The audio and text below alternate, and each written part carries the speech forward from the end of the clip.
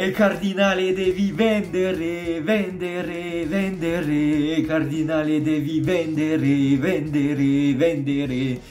Les amis, ce soir, victoire de l'AC Milan 1-0 contre l'Hellas Vérone. Je suis content pour les 3 points. Je suis content que la Curva Sud continue de protester. Voilà, depuis le dernier match contre le Genoa en championnat où on a fait 0-0, l'AC Milan a décidé... l'AC Milan, la Curva Sud de l'AC Milan a décidé de protester contre le propriétaire Jerry Cardinale et pour manque d'ambition et tout ça. Ils n'ont pas du tout envie d'investir, ils n'ont pas envie de gagner alors qu'ils nous promettent de gagner.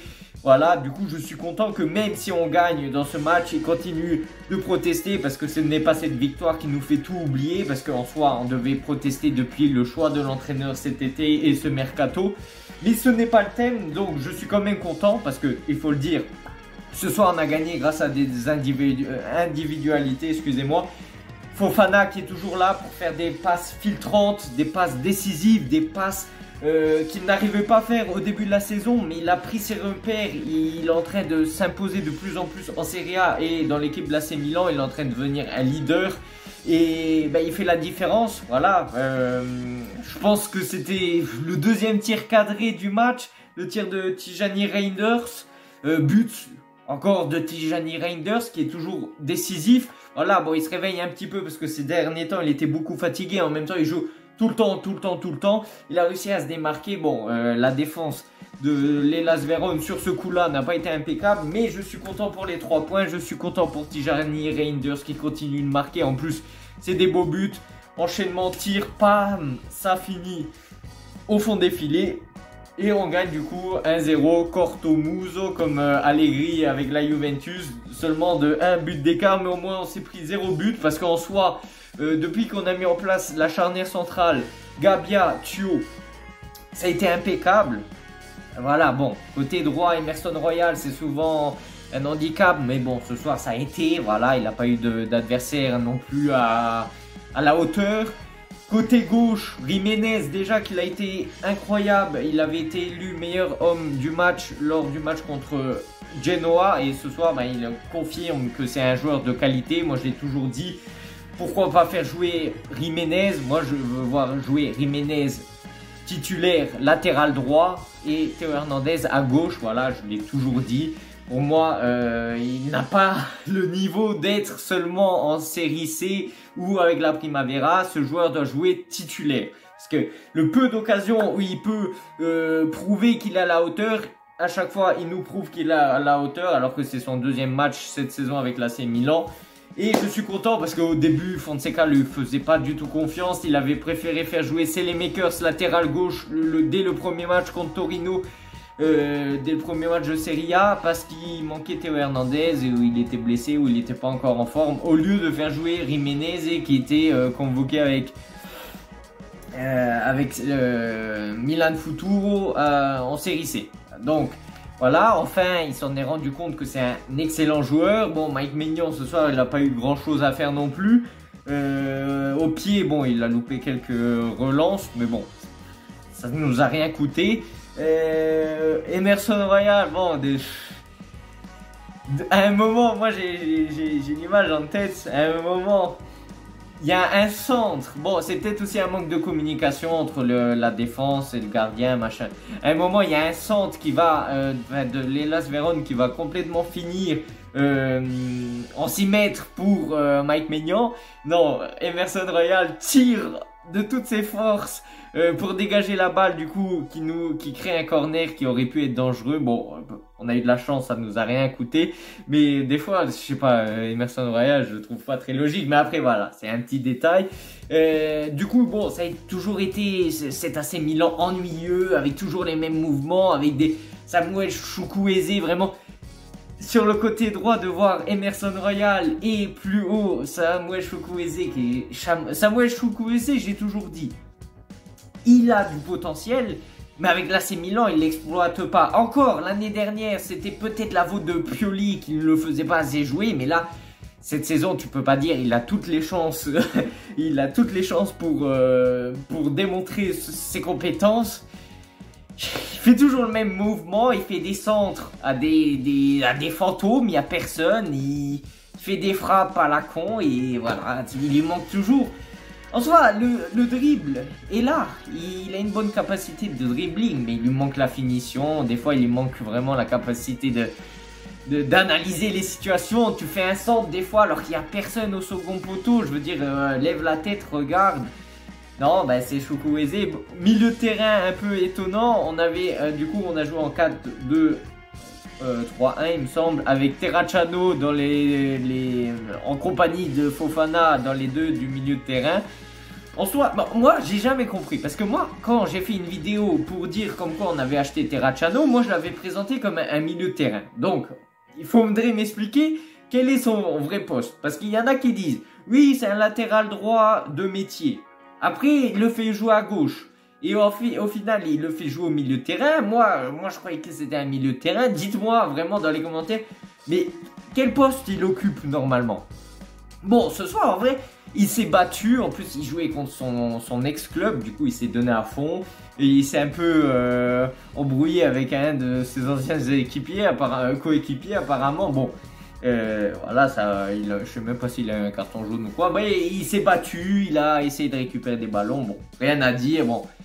Je sais même pas pourquoi il joue à l'AC Milan, mais s'il fait des prestations comme ça, si tu dois lui mettre une note, oui, bon, il a fait un match 6 sur 5, on va dire, ça allait. Bon, des fois, il perd des ballons quand même dangereux, bon, ça nous a rien coûté. Pareil, Chukwueze, je sais pas combien de ballons il a perdu ce soir, du coup, il a joué latéral droit, ailier droit, excusez-moi.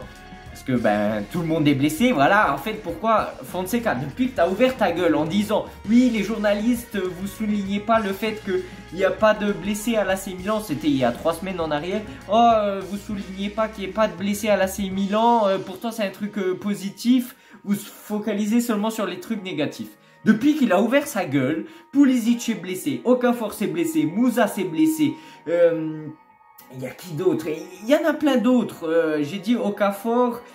Bon, Morata, il pouvait pas jouer ce soir, il avait de la fièvre. Mais il y avait, bon, il y a Jovic, bon, il a un problème au dos apparemment. Mais il y avait 8 absents ce soir. Et ce soir, il y a qui se blesse? Leao à la 30e minute. Il est obligé de sortir et laisser sa place à Théo Hernandez. En vrai, sur le côté gauche, bon, pour compenser l'absence de Leao, en espérant que ça soit rien de grave. Mais le duo Jiménez, du coup, un peu plus en avant, et Théo Hernandez, du coup, latéral gauche. En vrai, ça a été un bon choix. Bon, en même temps, tu veux faire jouer qui? On n'a plus personne, voilà. D'où le mercato incroyable qu'on a fait, voilà. Et en plus, cet hiver, Ibrahimovic a dit oui, on n'a pas besoin de faire un mercato. Ok, bon. On va faire jouer les U13, voilà, au cas où. Voilà, de toute façon, il y a toute la Primavera qui va se blesser, tout Milan Futuro, du coup, on va devoir jouer avec les U13. Voilà, d'ailleurs, en parlant de U13, bon, c'est pas un U13, mais je suis déçu de ne pas avoir vu Camarda jouer. De base, on me l'avait promis titulaire, et en vrai, c'est une de mes seules motivations de voir l'AC Milan en ce moment. Bon, non. Je suis toujours motivé pour voir l'AC Milan, mais vu la période qu'on est en train de traverser, vu le classement où on se classe, enfin là, vraiment on est 8e, ça me donne même plus envie de regarder la Serie A, à la limite la Ligue des Champions ça va un peu plus intéressant. Mais là, ce qui me motivait, c'était de voir Camarda. Bon, il a même pas joué une minute.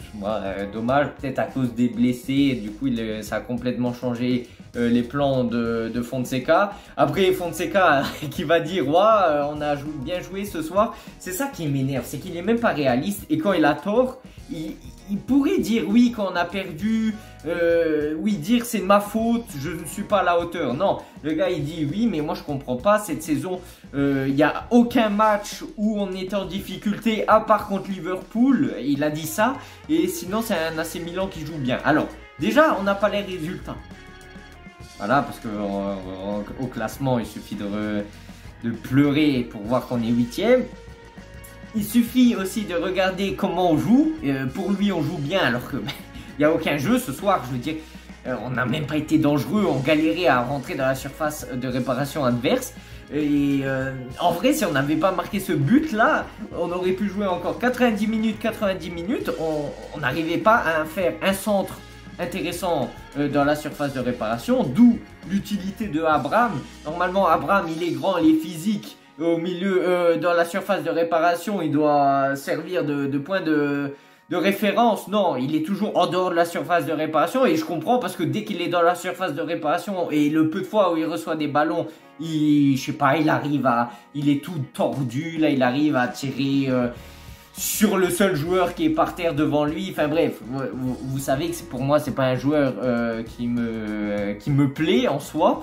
Bien que ça soit un joueur qui se donne à fond, il a une très bonne mentalité. En vrai, on prend la mentalité d'Abraham, on le fout à Théo Hernandez ou à Rafael Leao. Et Leao devient vraiment un champion. C'est juste, Abraham lui manque la finition, alors que c'est la qualité première qu'on doit attendre d'un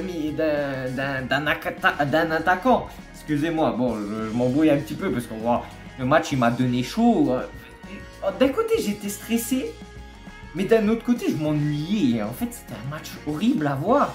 Donc, à gauche, Leao s'est blessé. À droite, Chukwueze, il perdait tous les ballons possibles et inimaginables. Il fait toujours les mêmes gestes. Il part de la droite, il s'excentre, il fait la passe en retrait ou il fait la passe à Emerson Royal. Mais ça sert à rien parce qu'il soit il centre sur le seul joueur qu'il y a devant lui. Ou soit il arrive à perdre la balle ou faire une passe en retrait. En fait, c'est toujours les mêmes mouvements, toujours la passe à Mike Maignan quand on est en possession de la balle. On m'avait promis toujours un jeu dominant de la part de l'AC Milan au début de la saison. Le jeu dominant, même contre les Las Véron, on n'arrive pas à le voir. Du coup, Abraham, il a joué 90 minutes. Bon. Il arrive à être utile à sa façon, mais pour moi, c'est pas un joueur qui me fait rêver. Pour moi, je m'attends un plus d'un numéro 9, surtout le numéro 9 de l'AC Milan. Je dis pas que si Kamada serait rentré, on aurait mis 40 buts. Non, mais je sais pas. Au moins, faites-moi un peu plus rêver que de voir Abraham sur le terrain. Après, peut-être que je suis un peu dur avec lui, mais bon. Moi, j'ai beaucoup rigolé aussi dans ce match quand il nous a sorti Chukwueze pour faire rentrer Calabria. Bon, rajouter un peu de sécurité défensif sur le côté droit. Bon, ça peut le faire, mais Calabria et Emerson Royal sur le même côté, c'est vraiment un scandale pour le football. Vraiment, ça devrait être censuré. Vraiment, il devrait flouter en haut à droite. Il devrait flouter vraiment les deux joueurs. Là, pour moi, c'est une insulte au football. Mais après, voilà, moi, je prends la rigolade. Mais en soi, c'est pas si marrant que ça. Bon, il y a pire dans la vie, hein, je dis pas. On parle toujours de football. Mais bon, après, il y a qui d'autre qui est rentré? Il y a Tomori qui a fait une très bonne entrée. Du coup, la charnière centrale, j'en ai parlé. Gabia, toujours aussi propre. Voilà, il est en train de s'affirmer à l'AC Milan. Je suis content. Pareil pour Thio qui est vraiment en train de remonter la pente et ça fait plaisir. J'avais dit, n'abandonnez pas Thio parce que on connaissait ses compétences, mais bon, la saison dernière il s'était complètement perdu. Mais j'ai dit à la fin de la saison, Thio, j'ai pas envie de le vendre parce qu'il a quand même un talent, il a des compétences. C'est juste, voilà, le mode de défendre de Pioli était complètement kamikaze parce que voilà, il envoyait les défenseurs centraux au milieu de terrain et s'ils loupaient leur intervention, forcément soit ils se prenaient carton jaune, soit ils se prenaient un rouge et forcément ça a influencé leur prestation par la suite. Bon là avec Fonseca, bon mais la façon de défendre est un peu mieux, c'est un peu moins kamikaze, du coup forcément les défenseurs centraux arrivent mieux à s'affirmer. Après ce qui manque maintenant, au début de la saison, ce qu'on n'arrivait pas à régler, c'était la défense. Et l'attaque, on marquait plein de buts. Maintenant, on a réglé la défense, mais on n'arrive pas à attaquer. Bon. De toute façon, les matchs comme ça de l'AC Milan, c'est toujours la même chose. Si tu n'arrives pas à marquer en première mi-temps, les petites équipes prennent confiance parce qu'ils voient que le temps passe, il y a 0-0. Du coup, ils vont prendre confiance en eux, ils vont commencer à être un peu plus dangereux et forcément, des fois, on aurait pu le payer. Hein. Il y a eu des occasions où l'Hellas a complètement loupé. On a eu de la chance, mais bon, contre une autre équipe, on aurait pu subir un but. Là, on a eu de la chance ce soir. Après, bon, il faut pas être satisfait pour... il faut être satisfait pour les 3 points. Après, pour la prestation, c'est toujours la même chose, hein, malheureusement. On n'a pas avancé. Au niveau du classement, j'ai même pas envie de le voir. Je vous avoue, je regarde même plus le classement parce que pour moi, c'est honteux. Mais bon, de toute façon, ça va être comme ça. L'AC Milan cette saison, les montagnes russes. Les prestations, même pas. C'est une fois de temps en temps. Oui, les bonnes prestations. Cette saison, ça se compte sur les doigts d'une main. Contre l'Inter, contre le Real Madrid, contre l'Empoli, contre Sassuolo. C'est tout, je dirais. Je sais pas. Dites-moi si vous avez d'autres matchs, mais dites-vous que cette saison, on a joué seulement 4 matchs avec une bonne prestation. Vraiment, c'est honteux, c'est honteux. Bon, dites-moi ce que vous en pensez dans les commentaires. Oui, je suis content pour le résultat. Après, bon, je suis toujours aussi déprimé par la situation. Et n'oubliez pas que Cardinale devi vendere, vendere, vendere. Et Cardinale doit vendre le club, vendre le club, vendre le club. Bon, allez, on se retrouve pour une prochaine vidéo. Sur ce, ciao, ciao. Wake up, today's gonna be a good day. Wake up, today's gonna be a good day. Wake up, today's gonna be a good day. Wake up, today's gonna be a good day. Wake up, today's gonna be a good day.